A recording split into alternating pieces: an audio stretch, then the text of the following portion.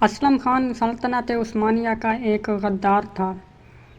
قاسم اور آغا حسن اسلم خان پر ہاتھ ڈالنے کے لیے اپنے لاہے عمل کی تیاری میں مصروف ہو گئے۔ حتیٰ کہ رات کا اندھیرا چھا گیا۔ قاسم نے اٹھنے سے قبل آغا حسن کو تلقین کرتے ہوئے کہا، ہم نصف شب کے بعد اپنی کارروائی کا آغاز کریں گے۔ اس دوران تم امیر خان کو کارروائی کی حکمت عملی سمجھا کر ادرینہ کی فوجی چھاؤنی کے دروازے پر پہنچنے کی ہدایت کر دو۔ آغا حسن کے ساتھ حکمت عملی طے کرنے کے بعد قاسم نے اپنے گھر کی راہ لی۔ نصف شب سے زیادہ گزر چکی تھی۔ ادرینہ کی فوجی چھاؤنی میں واقع افسران کی رہائش گاہوں کی جانب 3 گھڑ سوار بڑھ رہے تھے۔ یہ شادی شدہ افسران کی رہائش گاہیں تھیں۔ عمارتوں کی تیسری قطار میں اسلم خان پہلے گھر میں مقیم تھا، جس کی دیوار کم و بیش 14 فٹ بلند تھی۔ امیر خان مکان کے عقب میں چلا گیا، جبکہ قاسم اور آغا حسن مکان کے دروازے کی جانب بڑھ گئے۔ ان کے چہرے نقاب میں چھپے ہوئے تھے اور وہ دروازے کے ساتھ لگ کر مکان کے اندر کی سنگن لینے کی کوشش میں مصروف ہو گئے۔ مکان کے اندر خاموشی طاری تھی، جو یہ ظاہر کر رہی تھی کہ مکین نیند کی وادی میں گم ہے۔ اگلے ہی لمحے قاسم دیوار پر چڑھنے کی کوشش کرنے لگا۔ وہ تلوار اور 2 خنجروں سے مسلح تھا، اس کے علاوہ تیر کمان سے بھی مسلح تھا۔ قاسم بڑی خاموشی کے ساتھ دیوار کی پرلی جانب اترنے لگا، جبکہ آغا حسن گلی کے باہر کھڑا اور دروازے کے کھلنے کے انتظار میں مصروف رہا۔ قاسم نے ماہرانہ انداز میں آواز پیدا کیے بنا اندر سے دروازہ کھول دیا اور آغا حسن بھی مکان کے اندر داخل ہو گیا۔ دوسری جانب مکان کی عقبی دیوار سے امیر خان مکان کی چھت پر پہنچ کر زینوں تک رسائی حاصل کر چکا تھا، جہاں سے گھر کا تاریخ صحن بخوبی دکھائی دے رہا تھا۔ وہ یہاں ایک اونٹ میں سانس روک کر بیٹھ گیا تاکہ قاسم اور آغا حسن کی کارروائی پر نگاہ رکھ سکے۔ قاسم اور آغا حسن بیرونی دروازے سے داخل ہو کر برآمدے میں داخل ہو چکے تھے۔ کمروں کے دروازے بند تھے۔ قاسم نے ایک دروازے پر دباؤ ڈالا تو یہ جان کر حیران رہ گیا کہ دروازہ اندر سے کھلا تھا۔ قاسم نے آغا حسن کو دروازے سے باہر رہنے کا اشارہ دیا اور خود دروازہ کھول کر تاریک کمرے میں داخل ہو گیا۔ کمرے کے اندر قدم رکھتے ہی قاسم پر قیامت ٹوٹ پڑی۔ کسی نے اس پر تلوار کا ایک کاری وار کیا، لیکن قاسم کی چھٹی حرص نے اسے چھلانگ لگانے پر آمادہ کیا اور وہ چھلانگ لگا کر ایک جانب لپکا اور اندھیرے میں دشمن کے وار سے بال بال بچ گیا۔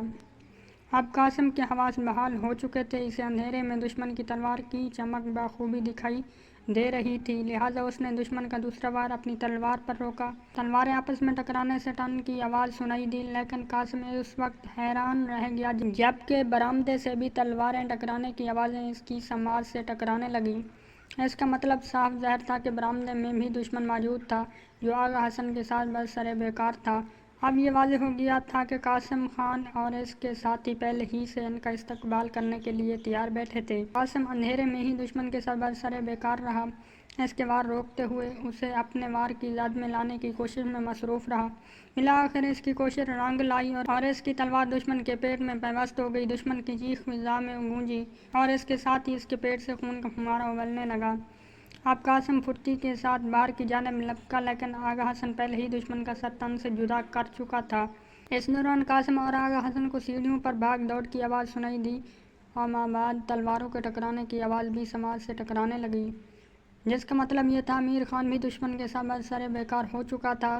صورتحال کو بھانپتے ہوئے قاسم اور آغا حسن نے بھی سیڑھیوں کی جانب دوڑ لگا دی، لیکن اس سے قبل وہ سیڑھیاں پھلانگتے ہوئے اوپر جاتے ایک انسانی جسم سیڑھیوں سے لڑکھڑاتے ہوئے نیچے قاسم کے پاؤں کے قریب آ گرا اور یکدم اٹھ کھڑا ہوا۔ چاند کی روشنی میں انہوں نے قاسم خان کو پہچان لیا۔ اس کی تلوار کہیں دور جا گری اور وہ سیڑھیوں سے لڑکھڑا کر کسی قابل ذکر چوٹ لگنے سے محفوظ رہا۔ قاسم نے اپنی تلوار اس کے رخسار پر لگا دی۔ قاسم نے کڑک دار آواز میں کہا، کون ہو تم اور کس لیے میرے گھر میں گھسے ہو؟ قاسم نے تلوار پر دباؤ بڑھاتے ہوئے گرج کر کہا، اسلم خان، تم ہم سے بخوبی واقف ہو، ہم سلطنت کے غداروں کی موت ہیں، تمہاری بہتری اسی میں ہے، اپنی زبان کھول دو اور ہمیں سب کچھ بتا دو۔ قاسم نے اچانک اپنی تلوار اسلم خان کے رخسار سے ہٹا کر اس کی ران میں پیوست کر دی۔ اس کی دردناک چیخ فضا میں بلند ہوئی۔ رات کی خاموشی میں اس کی چیخ کی آواز دور دراز تک سنائی دی۔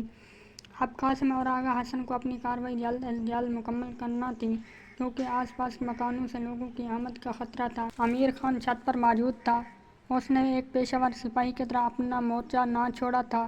اسلم تکلیف کی شدت سے چیخ رہا تھا، لہٰذا آغا حسن نے آگے بڑھ کر اس کے منہ پر اپنا ہاتھ رکھتے ہوئے اس کے منہ کو بند کر دیا۔ قاسم نے اسلم خان کو گھورتے ہوئے گرجدار آواز میں کہا، اسلم خان، اگر زندگی چاہتے ہو تو سچ مجھ بتا دو، تمہارا آدمی ہماری کون سوئیاں کیوں لے رہا تھا؟ ابو جعفر کے ساتھ تمہارا کیا تعلق ہے اور یعنی میں تمہارے علاوہ کون کون قیصر قسطنطنیہ کے لیے جاسوسی کر رہا ہے؟ اب آغا حسن نے اسلم خان کے منہ سے ہاتھ ہٹا لیا تاکہ وہ قاسم کے سوالات کا جواب دے سکے۔ اس نے اپنی زبان کھولتے ہوئے انکشاف کیا، دراصل ابو جعفر قیصر قسطنطنیہ کا جاسوس ہے۔ اس نے یہ بھی انکشاف کیا کہ ابو جعفر یعنی میں موجود اپنی سازشی کارروائیاں جاری رکھی ہوئی ہیں، لیکن وہ یعنی میں موجود قیصر کے جاسوسوں کا انکشاف نہ کر سکا۔ ابھی اس کے لبوں پر ایک ہی سالار کا نام آیا تھا کہ وہ بے ہوشی کی وادی میں گم ہو گیا اور اس کی گردن ایک جانب ڈھلک گئی۔ اسی اثنا میں چھت پر سے امیر خان کی سرگوشی سنائی دی، محیکہ مکان میں ہلچل محسوس ہو رہی ہے، آپ جلد از جلد اپنی کارروائی مکمل کر لیں۔ قاسم مایوسی کے عالم میں بے ہوش اسلم خان کو گھورتا رہا، لیکن جب وہ ہوش کی دنیا میں واپس نہ آیا تو اسے وہیں پر بے ہوش پڑا چھوڑ کر آغا حسن کو اوپر امیر خان کے پاس پہنچنے کا کہتے ہوئے خود مکان کے ایک دوسرے بند کمرے کی جانب چل پڑا۔ قاسم کا اندازہ درست نکلا، اس کمرے میں اسلم کی بیوی دروازہ اندر سے بند کیے بیٹھی تھی۔ قاسم نے دروازہ کھولنے کی کوشش کی لیکن بے سود۔ اس نے دیا سلائی روشن کی اور کمرے کی دیوار کے سطح لٹکی ہوئی مشعل کو روشن کر دیا۔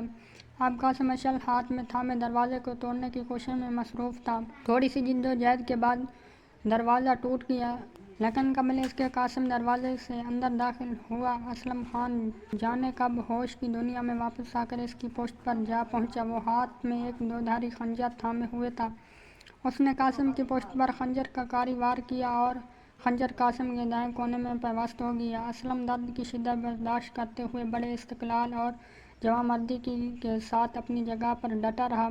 اگرچہ مشعل اس کے ہاتھ سے چھوٹ کر زمین پر گر پڑی، لیکن اس کی روشنی اسلم خان کے چہرے کو منور کر رہی تھی۔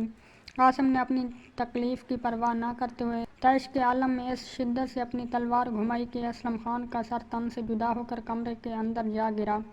پھر اگلے ہی لمحے کمرے سے ایک زنانہ چیخ سنائی دی۔ یہ اسلم خان کی بیوی کی چیخ تھی جو دہشت کے عالم میں چیخ اٹھی تھی۔